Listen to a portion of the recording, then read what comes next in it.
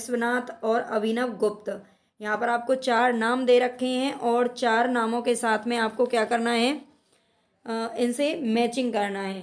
तो यहाँ पर सबसे पहले आपको देखो जो इजी लगे मैं तो कर ही दूंगी, बल्कि जो आपको इजी लगता है ना, जो आपको अच्छे से जिसमें कन्फर्म होता है उसका पहले मिलान कर लिया करें। जैसे कि देखो यहाँ पर है विश्वनाथ का नाम, तो आप जानते हैं, मुझे जहाँ तक लगता है कि विश्वनाथ और साहित्य, विश्वनाथ का साहित्य दर्पण, ऐसा शायद ही कोई बच्चा होगा जिसे नहीं पता होगा, अदरवाइज सबको पता होगा कि विश्वनाथ जो थे उनका था साहित्य दर्पण। ठीक है, पूरा विश्व आप जानते हैं क्या करता है, दर्पण देखता है, दर्पण यानी कि शीशा। तो इससे ऐसे आप लगा लीजिए।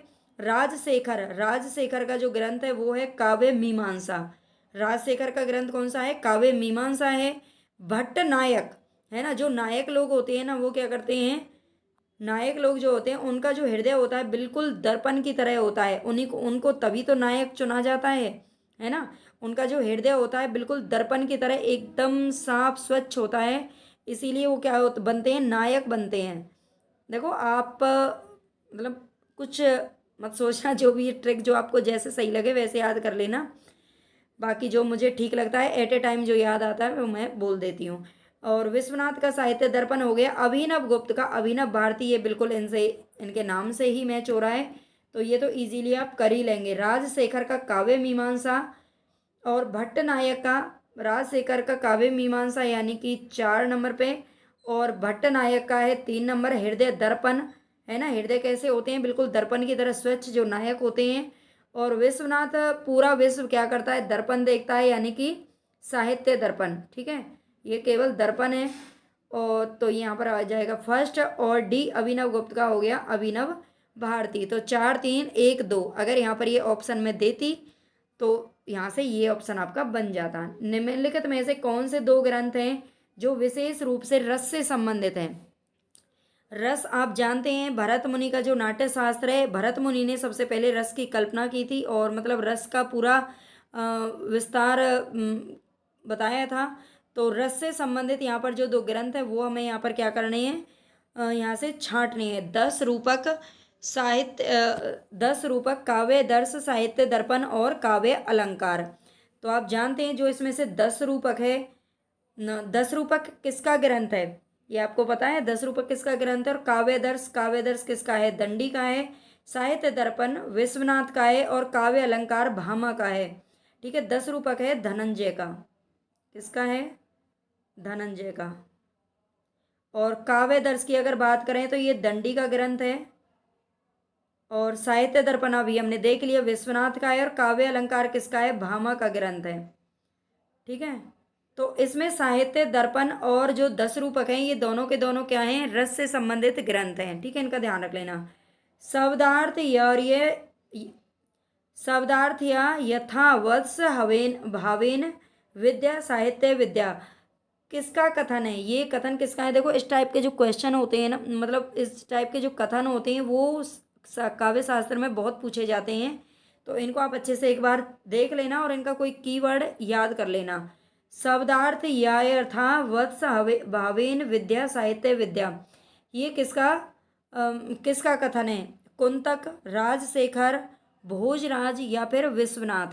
तो ये किसका ग्रंथ है, सॉरी ये किसका कथन है, तो ये किसका कथन है, राजशेखर का। किसका कथन है, ये राजशेखर का कथन है। शब्दार्थ या यथा वत्स भावेन विद्या साहित्य विद्या। ठीक है, ये राजशेखर का क्या है, कथन है। निम्नलिखित में से किस आचार्य ने रसों की संख्या 8 मानी है। तो जो यहाँ पर आपको नाम दे रखे हैं उनमें से आपको बताना है। वैसे जो भरत मुनि है उन्होंने भी रसों की संख्या 8 ही मानी है ना। और तो इनमें से किसने मानी है, क्या दंडी, धनंजय, रुद्रट या फिर अभिनव गुप्त। तो यहाँ पे आप, हमारा जो राइट आंसर है वो है दंडी। दंडी जो है उन्होंने रसों की संख्या कितनी मानी है, 8 मानी है। ठीक है, जहाँ बिना कारण के ही कार्य की संभावना व्यक्त की गई हो वहाँ पर कौन सा अलंकार होता है। जो काव्य शास्त्र है उसके अंदर क्या होते हैं, रस और अलंकार भी आते हैं, तो इनको भी आप एक बार अच्छे से पढ़ लेना। जहाँ बिना कारण के ही, मतलब कारण तो है ही नहीं और वहाँ पर क्या की जा रही है, कार्य हो रहा है, तो वहाँ पर कौन सा अलंकार होगा, विभावना, निदर्शना, असंगति, अर्थांतरन्यास। ठीक है, तो यहाँ पर होगा विभावना अलंकार। कौन सा अलंकार होता है? विभावना अलंकार होता है। परिभाषा याद कर लेना। आजकल क्या होता है, आपको उदाहरण की बजाय परिभाषाएं ज़्यादा पूछी जाती हैं, तो आप इसीलिए जो अ, अलंकार हैं उनकी परिभाषाएं एक बार बहुत अच्छे से याद कर लेना। ठीक है, अगर टाइम हमारे पास बाद में बचेगा तो ये छोटे मोटे से जो टॉपिक हैं जो इम्पोर्टेंट है उनको मैं बाद में ज़रूर करा दूंगी। वैसे अभी हम पहले क्या है कि यूनिट 10 तक अपना थोड़ा सा रिवीजन कर लेते हैं। तो विभावना का यहाँ पर क्या दे रखा है, एक उदाहरण भी मैंने दिया है। बिनु पद चले सुने बिनु काना, कर बिनु कर्म करे विधि नाना।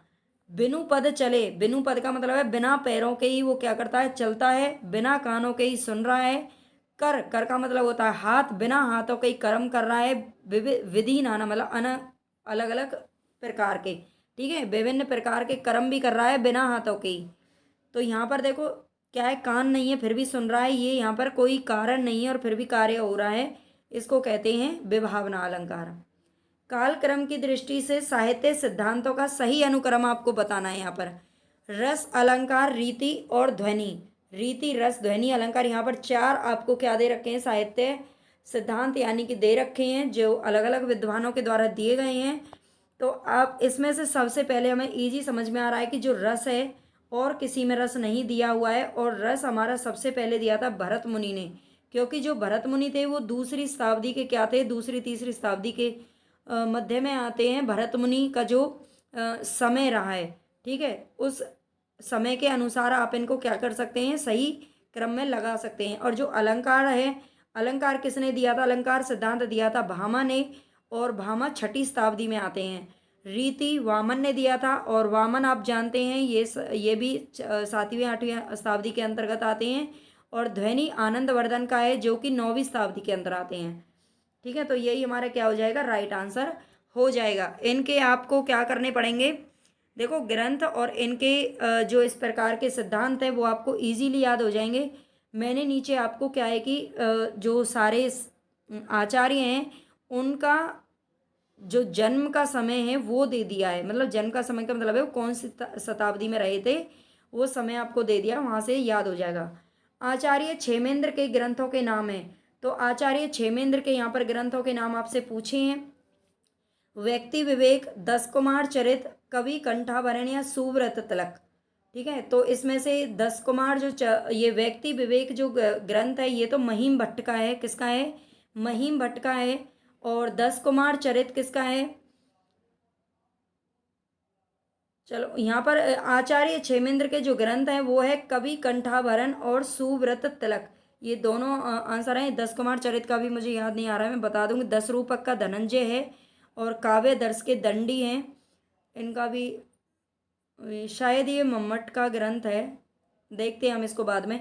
आचार्य क्षेमेंद्र के ग्रंथों के नाम है कवि कंठाभरण और सुव्रत तिलक। और जो व्यक्ति विवेक है ये है महिम भट्ट का। किसका है, महिम भट्ट का ग्रंथ है ये। ठीक है, इसको याद रख लेना, ये ग्रंथ है। 10 कुमार चरित को भी हम अभी देख लेंगे।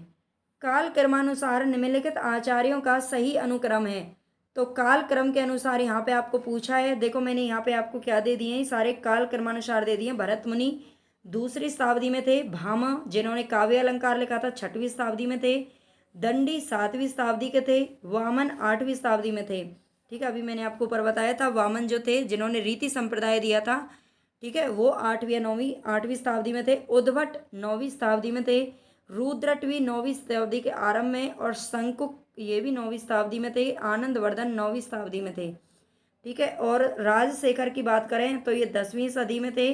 भट्ट लोलट 9वीं सदी में थे। 9वीं सदी के मतलब बाद में थे ये बिल्कुल। और भट्ट नायक ये 9वीं 10वीं के बीच में थे, 9वीं 10वीं शताब्दी के बीच में थे। भट्ट तौत भी 10वीं शताब्दी के अंदर थे। धनंजय जिनका 10 रूपक ग्रंथ है ये 10वीं शताब्दी में थे। और कुंतक 10वीं 11वीं शताब्दी के बीच में। अभिनव गुप्त 10वीं 11वीं शताब्दी में। भोजराज 11वीं शताब्दी के अंतर्गत थे। मम्मट 11वीं शताब्दी में थे। और क्षेमेंद्र 11वीं शताब्दी के अंदर थे। हेमचंद्र 12वीं, विश्वनाथ 14वीं शताब्दी, और जगन्नाथ जिनका समय सबसे बाद में माना जाता है ये 17वीं शताब्दी के अंतर्गत थे। कब थे, 17वीं शताब्दी के अंतर्गत थे जगन्नाथ। तो यहाँ से आपको क्या है कि एक बार इनको आप स्क्रीनशॉट वगैरह ले करके इनको 2-3 बार ज़रूर अच्छे से याद कर लेना। अगर आपको याद है तो बहुत अच्छी बात है, क्योंकि यहाँ से आपको 2-4 मतलब 1-2 क्वेश्चन आराम से हो जाएंगे। अगर आपने ये याद कर लिया ना, या तो ग्रंथ पूछे जाते हैं या सिद्धांत पूछे जाते हैं, इनका कालक्रम पूछा जाता है, और वो यहाँ से आप आसानी से कर ले जाएंगे। तो यहाँ पर हम देखते हैं पहले, काल क्रमानुसार निम्नलिखित आचार्यों का सही अनुक्रम क्या है। तो इनमें से सही अनुक्रम आपको छांटना है, कौन सा है। वामन, कुंतक, मम्मट और विश्वनाथ। विश्वनाथ का तो आप जानते हैं सबसे बाद में ही आएंगे, क्यों, क्योंकि जो विश्वनाथ है वो 14वीं शताब्दी में थे, और 14वीं शताब्दी में इनमें से सबसे बाद में यही आ रहे हैं। ठीक है, मम्मट भी बाद में थे, बाकी जो कुंतक थे वो 9वीं-10वीं शताब्दी के बीच में थे, और ये वामन है, वामन हमारे 8वीं शताब्दी में रहे हैं। तो ये हमारा यही आंसर होगा, वामन 8वीं शताब्दी, कुंतक 9वीं शताब्दी में है, मम्मट शायद 10वीं-11वीं में थे, और ये विश्वनाथ 14वीं शताब्दी में थे। एक बार ऊपर जो मैंने वो आपको टेबल दिया है उसको अच्छे से याद कर लेना, ये 2-4 क्वेश्चन आपके वहीं से ही संबंधित हैं। ये रहा, मतलब नीचे है। ठीक है, वामन 8वीं शताब्दी में है, और जो कुंतक हैं वो कौन सी में है, कुंतक 10वीं-11वीं में है। रचना काल की दृष्टि से निम्नलिखित रचनाओं का सही अनुक्रम बताना है। ये भी बिल्कुल उसी टेबल के ऊपर आधारित प्रश्न है। रचना काल की दृष्टि से आपको क्या बताना है, रचनाओं का सही अनुक्रम बताना है। काव्य अलंकार, सबसे पहले आप पहली वाली देखा करें, काव्य अलंकार, ध्वन्यालोक, नाट्यशास्त्र, और यहाँ पर भी नाट्यशास्त्र है। तो देखो, काव्य अलंकार जो है वो भामह का है, ये तो 6वीं शताब्दी का है। ध्वन्यालोक 9वीं शताब्दी का है, और जो नाट्यशास्त्र है वो 2री शताब्दी का है। तो सबसे पहली बात है, ये दोनों में से ही कौन सा होगा, कोई सा होगा, है ना, ये तो होंगे नहीं ऊपर वाले। अब चलते हैं आगे, ध्वन्यालोक 9वीं शताब्दी का है, और काव्य अलंकार किसका है, 6वीं शताब्दी का है।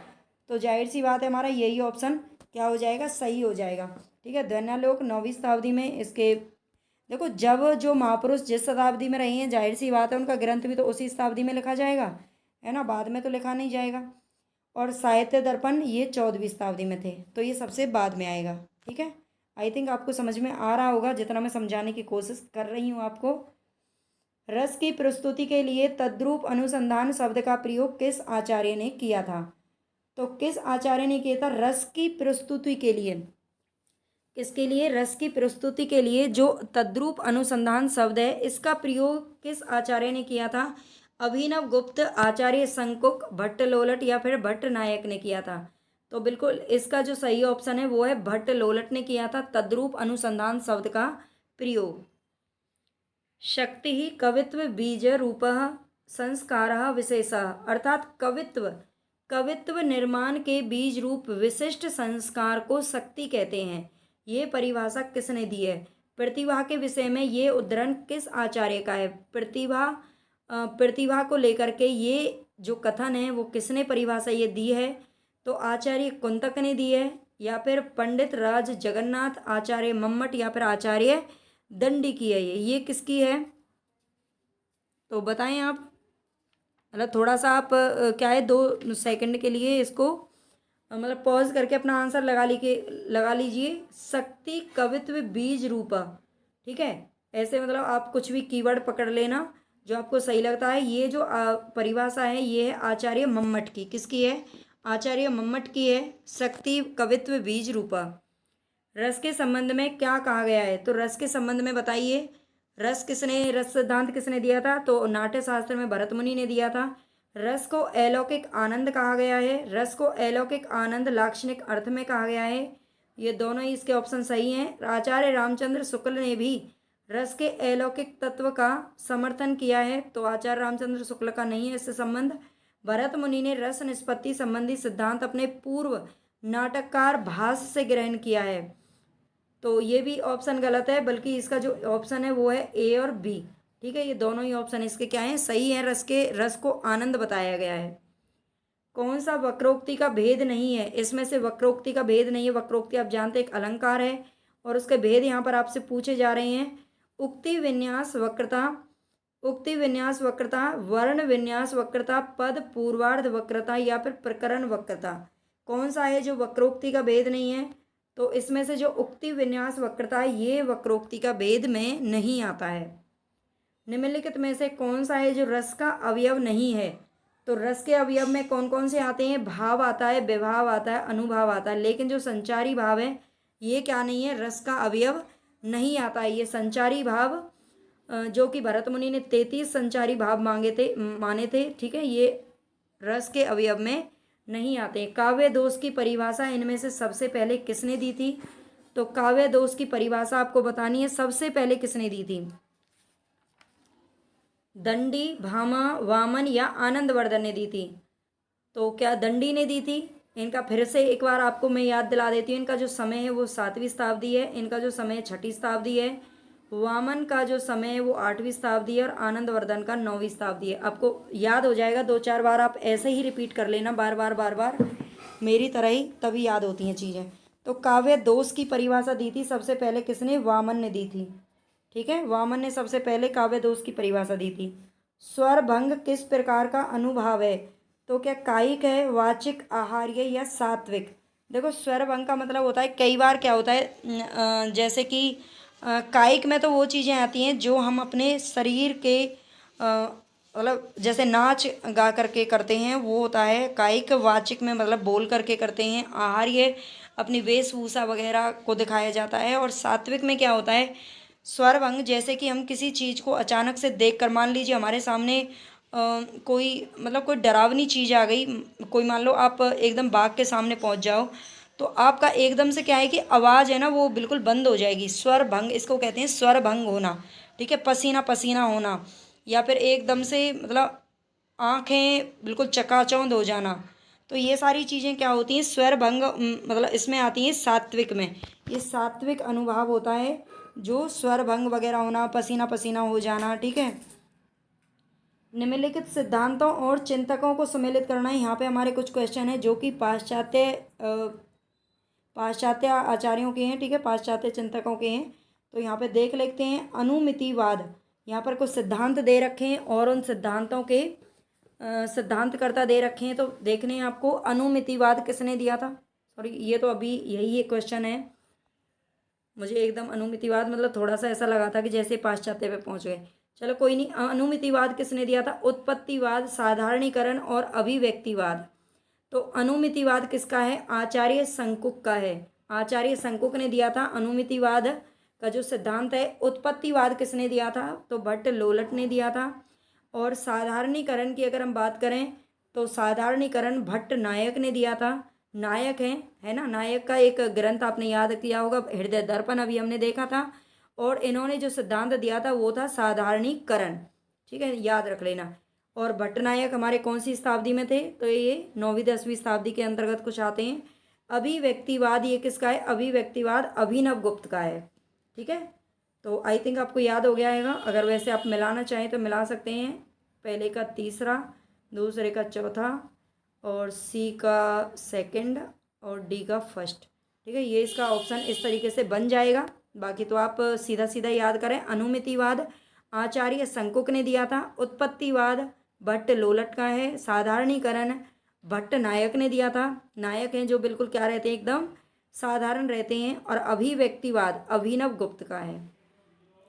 सावधि व्यंजना के प्रकार हैं। तो सावधि व्यंजना के प्रकार आपको यहाँ पे बताने हैं। आर्थी व्यंजना, देखो आर्थी व्यंजना और सावधि व्यंजना ये दोनों तो व्यंजना के ही दो प्रकार होते हैं, तो ये तो हो ही नहीं सकता, है ना। लक्षणा मूला और अविदा मूला, ये दो जो होते हैं वो सावधि व्यंजना के प्रकार होते हैं, ठीक है। आइए रिचर्ड्स, यहाँ पर हमारे पाश्चात्य विद्वान चल गए हैं। आइए रिचर्ड्स की दृष्टि में काव्य भाषा की विशेषताएं क्या हैं? जो रिचर्ड्स हैं ये पाश्चात्य आलोचक हैं, मतलब विद्वान हैं। और रिचर्ड्स की दृष्टि में काव्य भाषा की विशेषताएं इन्होंने दी हैं। छद्म कथन की प्राथमिकता, सूचनात्मक अर्थ की प्राथमिकता, रागात्मक अर्थ की प्राथमिकता या तथ्यात्मक अर्थ की प्राथमिकता। तो रिचर्ड्स की दृष्टि में काव्य भाषा की विशेषताएं कौन सी हैं? 1 सेकंड। तो यहाँ पर है छद्म कथन की प्राथमिकता और रागात्मक अर्थ की प्राथमिकता, ठीक है। ये जो दोनों ही इसके क्या हैं? सही आंसर हैं। छद्म कथन की प्राथमिकता और रागात्मक अर्थ की प्राथमिकता, ये दोनों ही क्या हैं? काव्य भाषा की विशेषताएं किसने दी हैं? ये रिचर्ड्स के द्वारा दी गई हैं। नेक्स्ट चलते हैं। कविता की भाषा विरोधाभास की ही भाषा होती है। कविता की जो भाषा होती है वो विरोधाभास की ही भाषा होती है। ये कथन किसका है? Ezra Pound, Cleanth Brooks, John Donne या हाइडेगर। ठीक है, इनके नाम भी देखो कितने भारी भरकम होते हैं। तो ये किस कविता की जो भाषा है वो विरोधाभास की भाषा होती है। ये जो परिभाषा ये दी है क्लिंथ ब्रुक्स ने। किसने दी है? क्लिंथ ब्रुक्स के द्वारा ये परिभाषा दी गई है, ध्यान रख लेना इनको। अरस्तु के त्रासदी के, आप जानते हैं जो त्रासदी का जो सिद्धांत है किसने दिया था, मतलब त्रासदी के बारे में बताया था अरस्तु ने। और त्रासदी के सिद्धांत के अंगों का सही अनुक्रम यहाँ पे आपसे पूछ रहा है। तो क्या कथानक, सबसे पहले कथानक, फिर चरित्र, फिर विचार और फिर पद योजना। बिल्कुल यही इसके क्या है, सही अनुक्रम है, ABCD।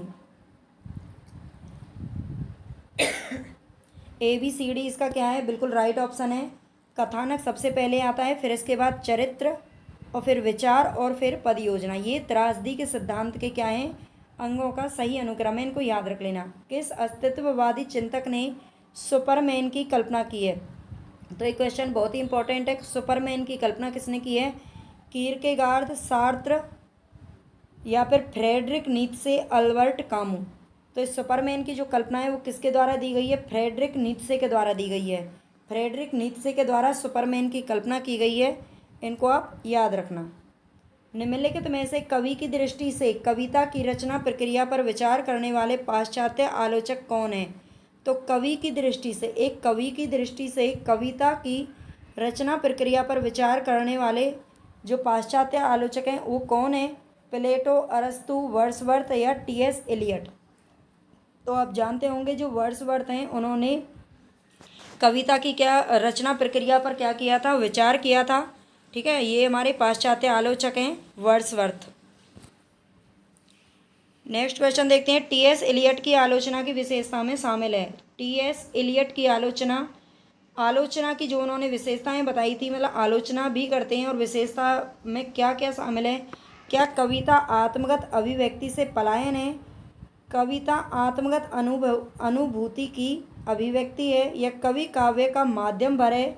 कविता अपवर्जी और अंतर्वेशी होती है? तो इन्होंने कौन सी परिभाषाएं जो दी हैं इसके लिए? कविता आत्मगत अभिव्यक्ति से पलायन है। क्या है, इन्होंने क्या बताया था? पलायन बताया था। कविता जो होती है वो आत्मगत अभिव्यक्ति से पलायन होती है और कवि काव्य का माध्यम भर है। जो कवि है वो काव्य का माध्यम भर है, ऐसा TS एलियट का कहना था। सुमेलित करना है, यहाँ पर कुछ सिद्धांत जो दे रखे हैं, है ना, सिद्धांत इनके याद रखने हैं पाश्चात्य और भारतीय दोनों आलोचकों के। क्रोचे का तो आप जानते होंगे, बिल्कुल अभिव्यंजनावाद है ना, क्रोचे का तो अभिव्यंजनावाद ही है, सही है ये। रिचर्ड्स का कौन सा इनमें से? कॉलरिज और एलियट यहाँ पर दे रखा है। कॉलरिज का आप सीधा सीधा लगा लेना, कॉलरिज कल्पना। ठीक है, कॉलरिज कल्पना का सिद्धांत किसने दिया था? कॉलरिज ने दिया था। और संप्रेषण का सिद्धांत किसने दिया था? तो ये रिचर्ड्स ने दिया था। किसने दिया था? आइए, रिचर्ड्स के द्वारा संप्रेषण का सिद्धांत दिया गया था और एलियट के द्वारा दिया गया था निर्वैयक्तिकता का सिद्धांत। ठीक है, TS एलियट के द्वारा दिया गया था निर्वैयक्तिकता का सिद्धांत। संप्रेषण सिद्धांत रिचर्ड्स के द्वारा दिया गया है। राइटिंग एंड डिफरेंस पुस्तक किस आलोचक की है? राइटिंग एंड डिफरेंस जो पुस्तक है इसकी किस आलोचक की है? मिशेल फूको की है, वर्जीनिया वुल्फ, सिमोन दे बोउआर या फिर जॉक देरिदा की है? बताइए, अगर आपको पता है तो दें आप इसका आंसर।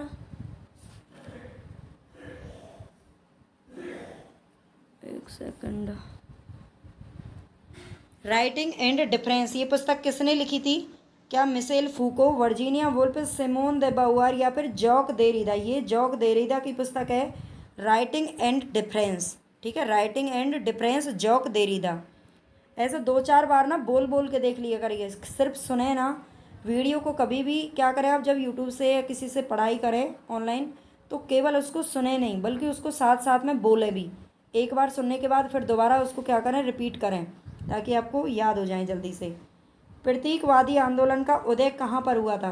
तो प्रतीकवादी आंदोलन का उदय हुआ है कहाँ पर? फ्रांस के अंदर, है ना, ध्यान रखना, फ्रांस में प्रतीकवादी आंदोलन का उदय हुआ था।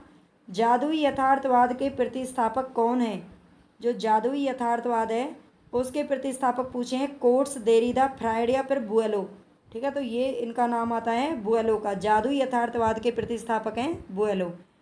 इनको बिल्कुल ऐसे ही मतलब रटना ही है, वैसे तो हम इसमें कुछ समझ नहीं सकते, वैसे के वैसे ही याद कर लेना। निम्नलिखित पाश्चात्य समीक्षकों का जन्म की दृष्टि से सही अनुक्रम आपसे पूछा है। अरस्तु, प्लेटो, लॉन्जिनस या इनको लॉन्जाइनस या लॉन्गिनस भी बोलते हैं, कॉलरिज। ठीक है, तो 4 नाम आपको यहाँ पर दे रखे हैं, प्लेटो, अरस्तु, लॉन्गिनस, कॉलरिज। कॉलरिज, प्लेटो, अरस्तु, लॉन्गिनस। तो सीधा सीधा इसमें समझ में आता है, जो प्लेटो थे ना वो अरस्तु के क्या थे, गुरु थे। जो प्लेटो पहले हुए थे, प्लेटो पहले, अरस्तु बाद में, ऐसा याद रख लेना। ठीक है, इसमें तो यही पूछे हैं, बाकी अगर कहीं और पे आते हैं तो थोड़ा सा आपको इनको याद कर लेना चाहिए। और वैसे प्लेटो जो थे वो पहले आए थे और अरस्तु बाद में आए थे, यानी कि प्लेटो जो थे वो अरस्तु के गुरु थे। निम्नलिखित का सही अनुक्रम कौन सा है? यहाँ पर आपसे सही अनुक्रम पूछा है इन वादों का। अस्तित्ववाद, संरचनावाद, यथार्थवाद और मनोविश्लेषणवाद। तो इनमें से जो हमारा संरचनावाद है वो पहले आएगा इन चारों के अंदर से। तो संरचनावाद यहाँ पर दे रखा है, संरचनावाद, फिर आता है यथार्थवाद। सबसे पहले क्या होती है, किसी चीज़ की संरचना की जाती है, फिर हम यथार्थ में जाते हैं, फिर उसका अस्तित्व का क्या करते हैं, अस्तित्व खोजते हैं, और फिर मनोविश्लेषणवाद, फिर हम उस पर कोई विश्लेषण करते हैं, अपनी प्रतिक्रिया देते हैं। ठीक है, तो ऐसे करके कुछ ट्रिक्स ही बना के आप याद कर लेना। वैसे इनको याद करना थोड़ा सा क्या होता है, ईजी होता है। तो चलते हैं, आज के लिए हमारे 30 क्वेश्चन ही हैं। ठीक है, और आई थिंक आपको अच्छी लगेगी क्लास। कोशिश तो यही है मेरी कि आपको ज़्यादा से ज़्यादा मतलब पसंद आए। पसंद की बात नहीं है, आपको याद होने चाहिए और आपका पेपर क्वालिफाई हो, बस यही मेरी क्या है, कोशिश है, दुआ है। और बाकी आप अपना काम कीजिए प्लीज़। सबसे पहले आपको सब्सक्राइब करना है और ज़्यादा से ज़्यादा शेयर करना है, लाइक भी कर दिया करो। आप हिंदी की वीडियो पे तो मैं देखती हूँ लाइक ही नहीं करते हैं, पता नहीं क्यों। इतने बच्चे देखते हैं, जहाँ 200-400 बच्चे देखते हैं, बस मुश्किल से 10-15 लाइक करते हैं बच्चे। तो इतनी कंजूसी ना किया करें, हम भी तो कंजूसी नहीं कर रहे, है ना। चलते हैं, चलो।